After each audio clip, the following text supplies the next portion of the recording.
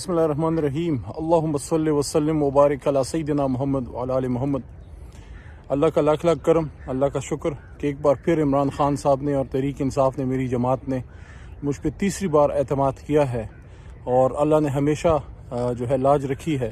امید ہے انشاءاللہ ایک بار پھر اللہ سرخرو فرمائے گا اور اللہ موقع دے گا پاکستان کے اس ایوان میں جس کی طرف پوری امت مسلمہ کی نظریں ہیں، وہاں ایک بار پھر اسلام کی، پاکستان کی ایک نظریاتی جدوجہد کرنے کا، حفاظت کرنے کا، خدمت کرنے کا۔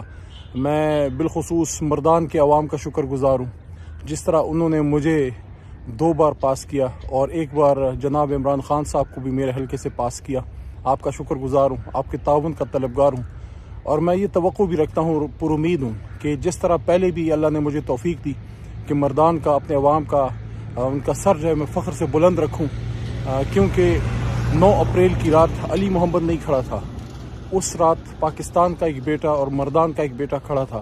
میں نے کچھ نہیں کیا، میں نے صرف آپ کے ووٹ کا حق ادا کرنے کی کوشش کی تھی۔ 9 اپریل کی رات جب اللہ تعالیٰ نے توفیق دی کھڑے ہونے کی، میں کھڑا رہا، اور جب اللہ تعالیٰ نے توفیق دی جیل میں کھڑے رہنے کی، مجھے آپ کی فکر ہوتی تھی کہ ایسا نہ ہو کہ میرے لوگوں کو کوئی یہ تانا دے کہ تمہارا مردان کا ایم این اے جو ہے وہ کھڑا نہیں رہ سکا۔ میں نہیں کھڑا رہا، اللہ نے مجھے توفیق دی تھی۔ اللہ کی مدد کے بغیر اور آپ کی دعاؤں کے بغیر کچھ نہیں ہو سکتا۔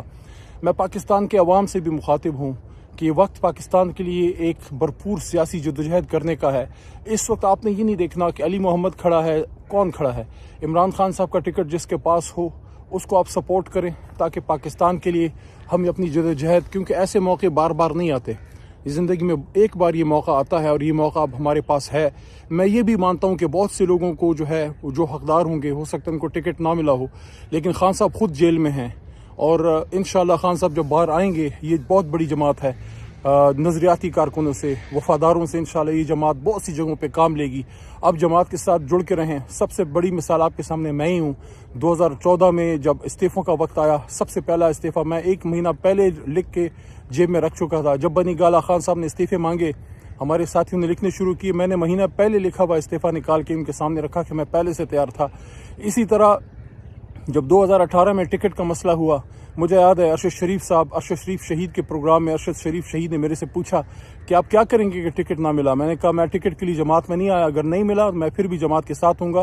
دل میں نے یہ فیصلہ کیا تھا کہ اگر مجھے ٹکٹ نہ ملا تو جو نظریاتی لوگ مجھے نظر آتے ہیں اس زمانے میں جو موجود تھے، اسد عمر بھائی اور شریار خان افریدی صاحب، ان کے تو کاغذات منظور ہو گئے ہیں، مراد سعید بھائی، میرے ذہن میں یہ تھا کہ میں ان کی کمپین کرنے نکل پڑوں گا، اور جب الیکشن ہو جائے گا پھر اسلام آباد میں اپنی پریکٹس اور پارٹی کی خدمت جاری رکھوں گا۔ اللہ نے کیا اور اللہ نے صبر کا پھل دیا۔ خان صاحب نے مجھے کہا کہ تمہیں تو کوئی مسئلہ نہیں ہے، خان صاحب میرے ساتھ کھڑے رہے، ورنہ بہت سے لوگ خلاف تھے، اور وہ میرا ٹکٹ ہو گیا۔ اور مجھے آج بھی یاد ہے، مجھے پہلی مبارکباد بھی ارشد شریف شہید نے دی تھی۔ پورے پاکستان میں پہلا میسج ان کا آیا تھا کہ مبارک ہو آپ کو ٹکٹ کی۔ آج وہ ہمارے بیچ نہیں ہے، بہرحال اللہ ان کی مغفرت فرمائے، لیکن ہم اپنی جدوجہد جاری رکھیں گے۔ میں یہاں یہ بھی کہنا چاہتا ہوں کہ پاکستان تحریک انصاف کی لڑائی کسی سے نہیں ہے، نہ اداروں سے ہے نہ کسی سے ہے۔ ہم اس ملک کے لیے، اس ملک کی خاطر سیاست کرتے ہیں۔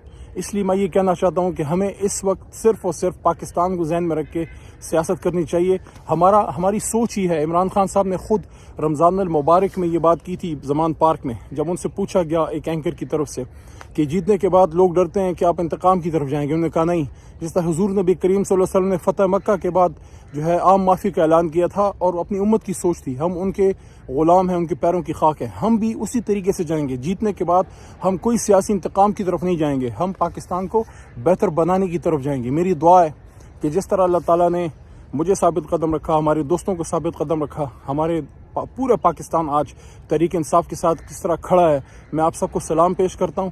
8 فروری کا دن وہ دن ہے جس دن ہم نے اس خواب کو سچا کرنا ہے، کیونکہ دیکھیں پاکستان مضبوط ہوگا تو امت مسلمہ مضبوط ہوگی۔ جو صوفی محمد برکت علی صاحب کی پیشن گوئی تھی نا کہ پاکستان اور اسلام آباد اور پاکستان کی ہاں اور نہ میں دنیا کی ہاں اور نہ کے فیصلے ہوں گے، وہ وقت آ چکا ہے۔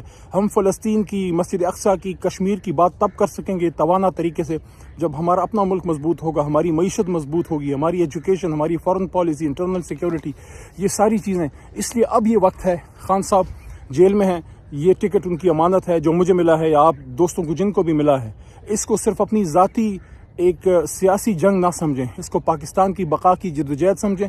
پورے پاکستان تحریک انصاف کے ورکر، سپورٹرز، ووٹرز کو سب کو کہنا چاہتا ہوں، یہ نہ دیکھیں کون کھڑا ہے، یہ دیکھیں کس کا آدمی کھڑا ہے. عمران خان صاحب کا ٹکٹ پاکستان کی سیاسی جدوجہد کے لیے انشاءاللہ ایک بار پھر اقوام متحدہ میں یہ صدا جو گونجے گی، انشاءاللہ پورا اقوام عالم ایک بار پھر سنے گا کہ ایاک نعبد و ایاک نستعین. پاکستان زندہ باد، عمران خان پائندہ باد.